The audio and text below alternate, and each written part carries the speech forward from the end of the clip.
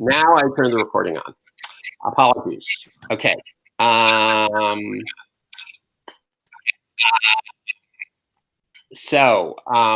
Quick review for the people that came in before I turned the recording on, or after I turned the recording on.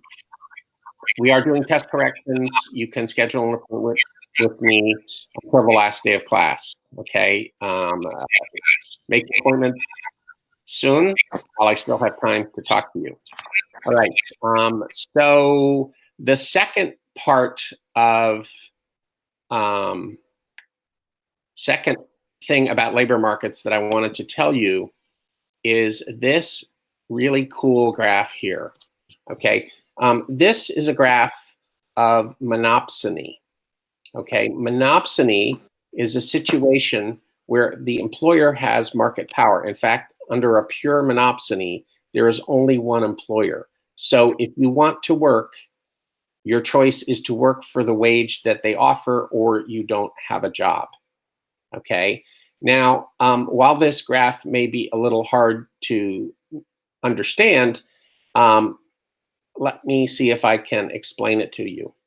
The marginal revenue of each worker is shown by the demand curve. That's the value of the marginal product that we just explained. The marginal cost per worker is the curve labeled MCL.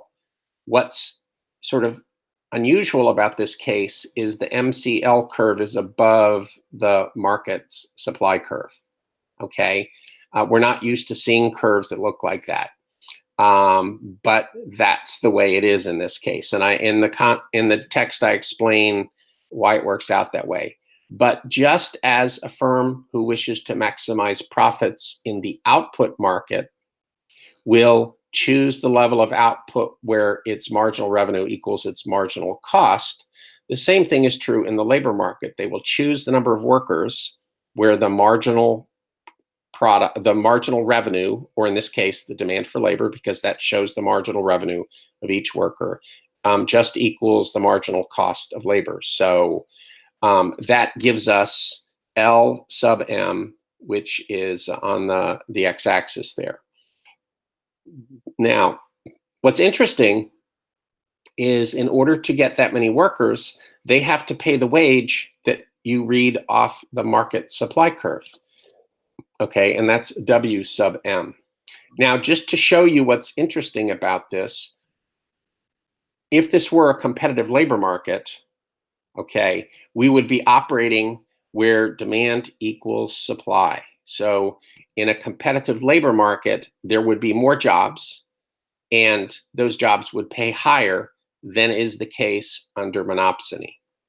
Okay, now it may be that there aren't very many examples of pure monopsony, but there are plenty of examples of labor markets where the employer has more power than the job seekers. Okay, so the same situation is going to apply, just not to quite the same degree. Okay, we could talk about a situation where there are only a small number of employers, and I would call that oligopsony, just like oligopoly is a market that only has a small number of firms in it. Okay.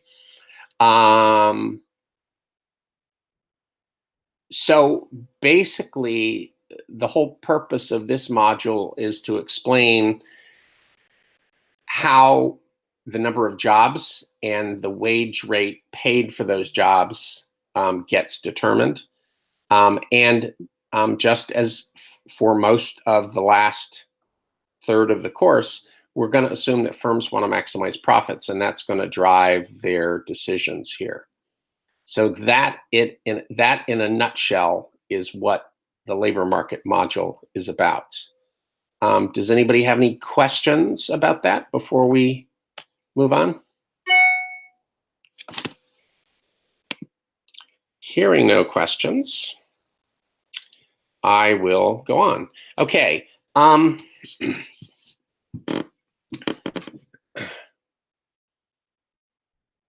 The public goods module is really about externalities and public goods.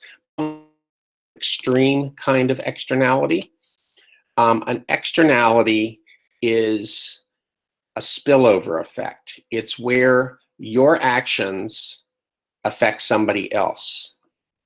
There are positive externalities when your actions benefit somebody else, and there are negative externalities when your actions hurt somebody else. Okay. Pollution is an example of a negative externality. Polluters pollute not because they're trying to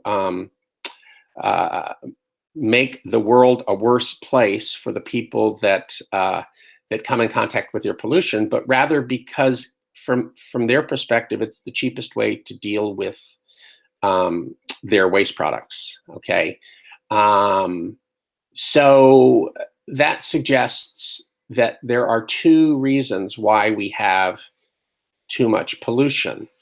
The first reason is that firms don't have to pay the full costs of their actions.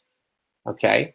And the second reason, which is related to the first one, is that property rights aren't adequately specified. Let me put it another way. Who owns the air? Who owns the air?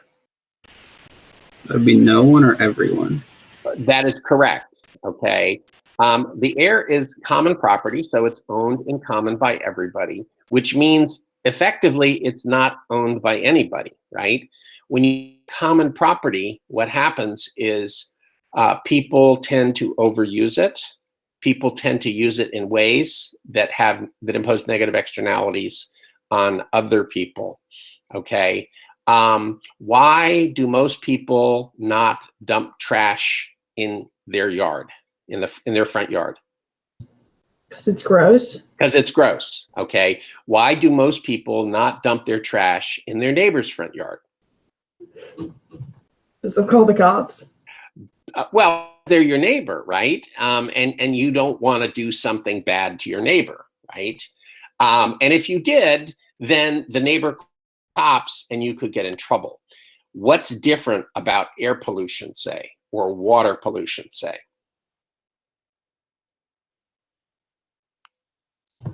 No one really owns the air or the water, so there isn't like a direct effect that you're having. That's part of the issue. The other part of the issue is where does the acid rain that affects Shenandoah National Park come from?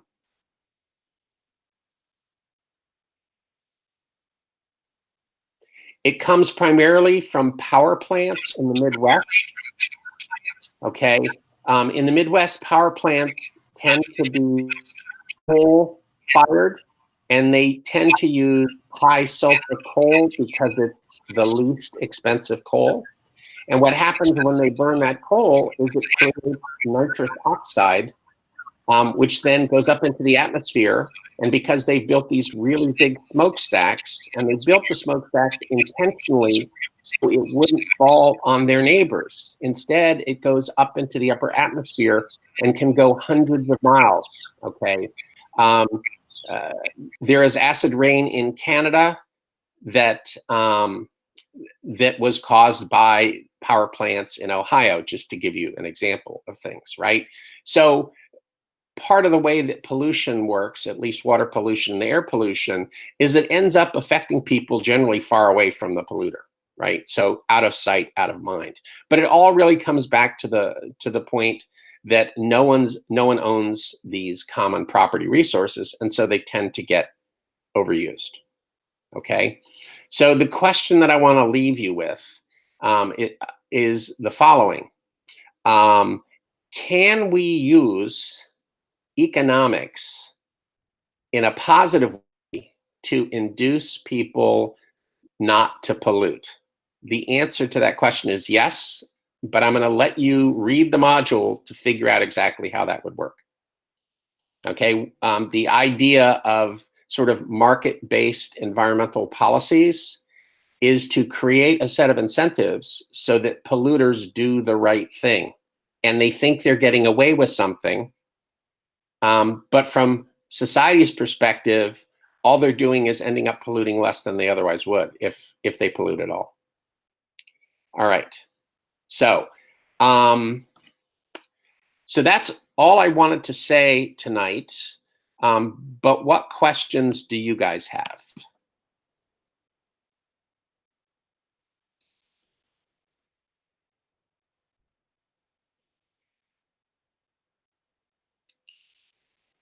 Mar, that's an interesting ceiling fan you have there. Sorry, I just have to move around a little bit. That's okay. As long as you can hear what's going on. No, I definitely can. Questions?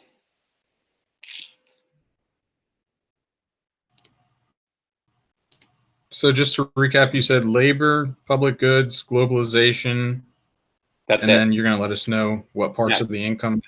Okay. Yeah, that's correct. Okay, so the topic for next week is going to be basically international trade. That's the globalization module. So by next Wednesday, I'll be able to give you a better sense of what parts of that module you need to focus on.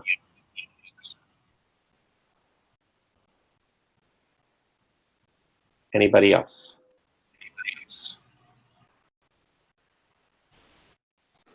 I'm sorry, I know that you'd said that we could request the time to meet with you to go over the questions missed. We are going to be doing the homework assignment to another answer key for the test for study groups. But I don't think I caught when that was due. You don't have to turn that in. Okay. Just for your own benefit, I would say, you know, if you can figure out all the answers on your own, that's great.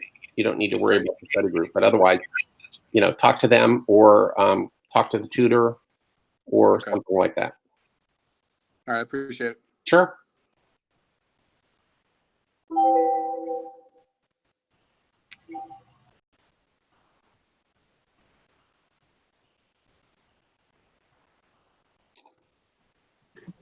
Are we gonna get any study material for the final?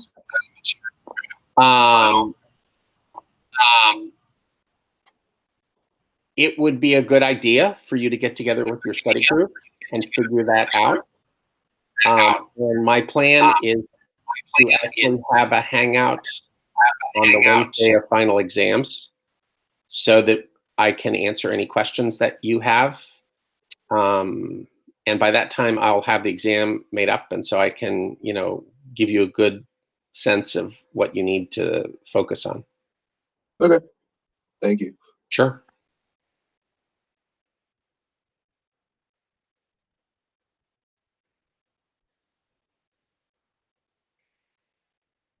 Anything else? What assignments should we have finished by now? Up to assignment 7, correct? That's correct. And we don't have any due this week or next week? No. Thank you. I think you've got enough on your plate, Mar.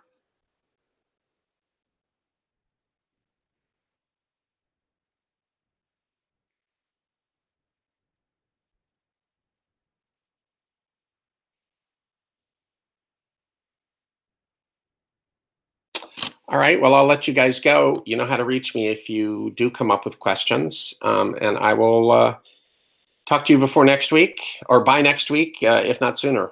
But figure out when you want to do test questions because that's really worth doing.